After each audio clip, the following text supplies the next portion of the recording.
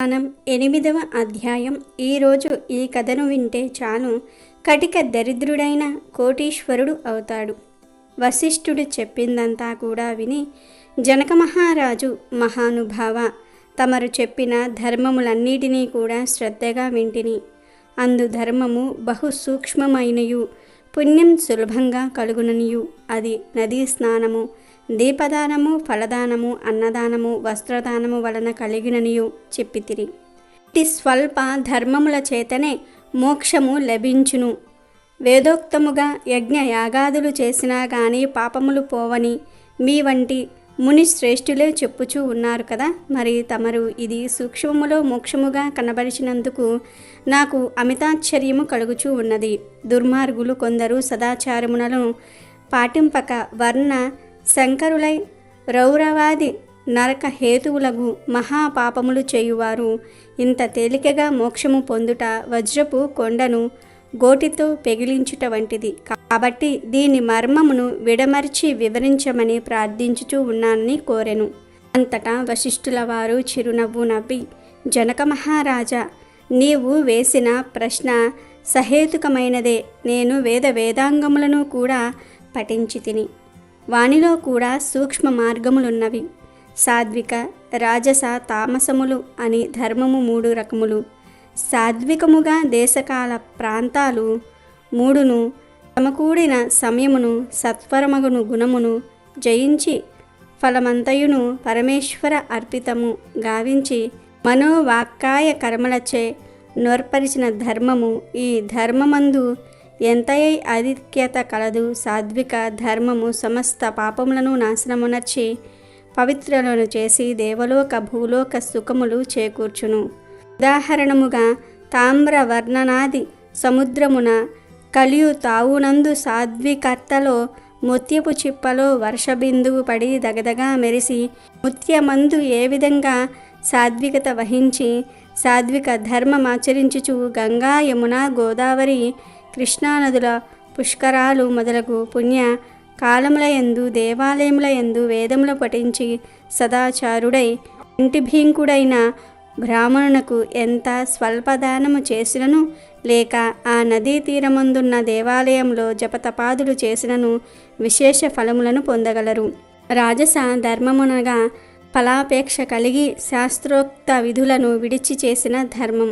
ఆ ధర్మం పునర్జన్మ హేతువై కష్టసుఖాలు కలిగించున్నది అగును. తామస ధర్మమనగా శాస్త్రోక్త విధులను విడిచి దేశకాల ప్రాంతాలు సమకూడని సమయమున నాంభికాచారణార్థం చేయు ధర్మం. ఆ ధర్మం ఫలమును ఇయ్యదు. దేశకాల ప్రాంతము సమకూడినప్పుడు తెలిసి గాని తెలియక గాని ఏ స్వల్ప ధర్మం చేసినను గొప్ప ఫలము ఇచ్చును. అనగా పెద్ద కట్టెల గుంట చిన్న అగ్ని కణములతో భస్మమగునట్లుగా శ్రీమన్నారాయణ నామము తెలిసి గాని తెలియక గాని ఉచ్చరించిన వారి సకల పాపములు పోయి ముక్తి నొందురుదు. దానికొక ఇతిహాసము కూడా కలదు అని ఇలా చెప్పసాగెను. పూర్వం కన్యాకుబ్జంలో సత్యనిష్ఠుడు అనే ఒక బ్రాహ్మణుడు నివసిస్తూ ఉండేవాడు. ఆయన మహాపండితుడు. ఎప్పుడూ కూడా అసత్యం ఆడనివాడు. ఎలాంటి కష్ట నష్టాలు ఎదురైనా ఆయన సత్యానికి కట్టుబడి ఉంటాడు. ఉన్న దాంట్లోనే ఇతరులకు సహాయపడుతూ సంతృప్తికరమైన జీవితాన్ని కొనసాగిస్తూ ఉండేవాడు. భగవంతుడి ఆరాధన, ధర్మ కార్యాలు గురించి తప్ప మరి దేని గురించి ఆయన ఆలోచన చేయడు. పరమ నియమనిష్టలతో ముసులుకుంటూ ఉండే ఆయన అంటే ఆ ఊళ్ళోని వాళ్ళందరికీ ఎంతో గౌరవం. అలాంటి సత్యనిష్ఠుడికి ఆజామిలుడు అనే ఒక కుమారుడు కలుగుతాడు. సత్యనిష్ఠుడు కొడుకుకి చిన్నప్పటి నుంచి కూడా ఏది మంచి ఏది చెడు అనే విషయాలను చెప్తూనే పెంచుతూ ఉంటాడు. తన కుమారుడు నలుగురికి మంచి చెప్పే స్థాయికి ఎదగాలనే ఆయన కోరుకుంటాడు. తన కుమారుడిలో భక్తి శ్రద్ధలు పెంచడానికి తన వంతు ప్రయత్నం చేస్తూ వస్తాడు. అయితే తండ్రి ఎంత శ్రద్ధగా చెప్తూ ఉన్నా ఆజామిలుడు పట్టించుకునేవాడు కాదు. అసలు తండ్రి చెప్పే విషయాలపై ఆయనకు దృష్టి ఉండేది కాదు.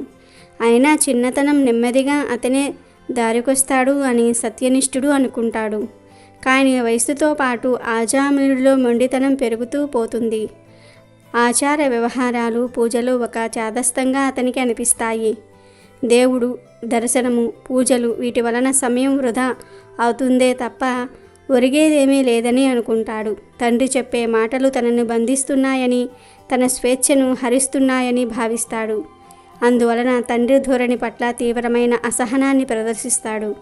ఆయన అభిప్రాయాలను తనపై రుద్దడానికి ప్రయత్నించవద్దని తేల్చి చెప్తాడు. ఆజామిలుడు ధర్మం తప్పి నడుచుకోవటం, ఎప్పుడైనా మందలించడానికి ప్రయత్నిస్తే అసత్యాలాడటం వంటివి తండ్రికి ఎంతో బాధను కలిగిస్తూ ఉండేవి. ఒక్కగానొక్క కొడుకు అలా తయారు కావటం ఆయనకు ఆందోళన కలిగిస్తుంది. అలాంటి పరిస్థితుల్లో ఊరికి దూరంగా జీవించే ఒక దాసితో ఆజామిలుడు ప్రేమలో పడతాడు. అనునిత్యము ఆ అమ్మాయితోనే తిరుగుతూ ఉంటాడు. సత్యనిష్ఠుడి కుమారుడు ఇలా తిరుగుతూ ఉన్నాడంటూ అంతా గుసగుసలాడుకుంటూ ఉంటారు. ఈ విషయం తెలిసి సత్యనిష్ఠుడు తన కుమారుడిని మందలిస్తాడు. తండ్రి మాటలను ఆజామిలుడు ఎదిరిస్తాడు. ఎవరేమనుకున్నా తాను ఆ అమ్మాయితోనే ఉంటానని తేల్చి చెప్తాడు. దాంతో ఆగ్రహించిన తండ్రి అలా అయితే ఇకపై తన ఇంటికి రావద్దని చెప్పి పంపించి వేస్తాడు. ఆజామిలుడు ఇంట్లో నుంచి వెళ్ళిపోతాడు. ఆ దాసి ఇంట్లో ఉంటూ ఉంటాడు. అప్పటికే ఆమెకు ఒక కూతురు ఉంటుంది. ఆజామిలుడు ఆ ఇద్దరితో కలిసి ఉంటూ ఆ గూడెంలోని వాళ్లతో కలిసి పనులకు వెళ్తూ ఉంటాడు. వాళ్లతో తిరుగుతూ ఉండటం వలన తన ఆచారాలను పూర్తిగా పక్కన పెట్టేస్తాడు. అలా కొంతకాలం గడుస్తుంది. ఒక రోజున తాటి చెట్టుపై నుంచి పడి ఆ దాసి మరణిస్తుంది. ఆజామిలుడు చాలా బాధపడతాడు. వావి వరసలు మర్చిపోయి ఆ దాసి కూతురుని వివాహం చేసుకుంటాడు. ఆ ఇద్దరికీ కొంతమంది సంతానం కలుగుతారు. అయితే వాళ్ళల్లో చివరి సంతానమైన ఒక పిల్లవాడు మాత్రమే బతుకుతాడు. దాంతో ఆ పిల్లవాడికి నారాయణ అనే పేరు పెట్టి ఎంతో అపురూపంగా వాడిని చూసుకుంటూ ఉంటాడు. అలా కొంతకాలం గడిచిన తర్వాత ఆజామిలుడికి వయసుపై పడిన కారణంగా అనారోగ్యానికి లోనవుతాడు. తనకు అవసాన దశ సమీపించిందనే విషయం ఆయనకు అర్థమవుతుంది. ఆజామిలుణ్ణి తీసుకుని వెళ్ళడానికి యమభటులు వచ్చేస్తారు. మంచంలో ఉన్న ఆయనకు యమభటులు కనిపిస్తారు. వాళ్ళ రూపాలను చూసిన ఆయన భయపడిపోతాడు.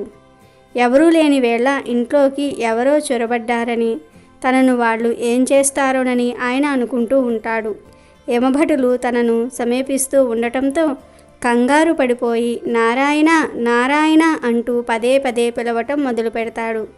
ఆయన అలా ఆగకుండా నారాయణ నారాయణ అని పిలుస్తూ ఉండటంతో యమభటులు ఆగిపోతారు. ఆజామిలుడి కుమారుడు అక్కడ లేకపోవటం వలన ఎంతగా పిలిచినా రాడు. అలా పిలుస్తూనే ఆజామిలుడు తన ప్రాణాలను వదిలేస్తాడు. ఆ మరుక్షణమే దివ్య విమానంలో విష్ణుదూతలు అక్కడికి చేరుకుంటారు. వాళ్లను చూసి యమభటులు ఆశ్చర్యపోతారు. ఆచార వ్యవహారాలు పాటించని వ్యక్తి, వావి వరుసలు మరిచిన వ్యక్తి, అనేక వ్యసనాలతో జీవితాన్ని కొనసాగించిన వ్యక్తి నరకానికి రావాల్సి ఉంటుంది. ఆయనను తీసుకురమ్మని యమధర్మరాజు ఆజ్ఞ. అలాంటి వ్యక్తిని విష్ణులోకానికి ఎలా తీసుకువెళ్తారు అని విష్ణుదూతలను యమభటులు అడుగుతారు. ఇట్లు స్కాంద పురాణాంతర్గత వశిష్ఠ ప్రోక్త కార్తీక మహత్య మందలి 8వ అధ్యాయనము 8వ రోజు పారాయణము సమాప్తం.